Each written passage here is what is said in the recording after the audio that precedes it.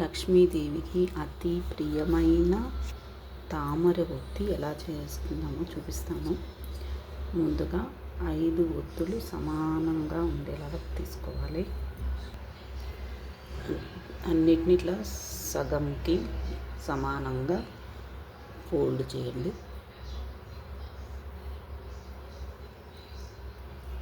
ఇలా 5 చేసుకున్న తర్వాత అన్నీ కలిపి ఈ విధంగా పట్టుకొని ఇట్లా కొంచెం రోల్ చేయండి.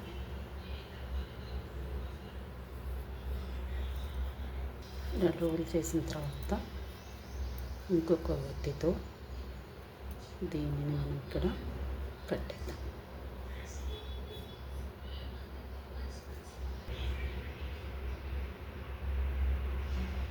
కట్టిన తర్వాత ఇప్పుడు దీన్ని ఒక్కొక్కటి ఇట్లా పువ్వులాగా వస్తుంది.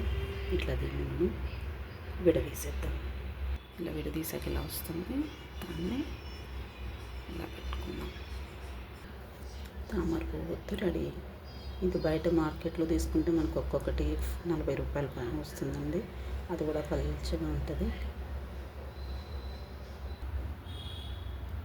దానిలో ఒత్తు వేసి వెలిగించడమే.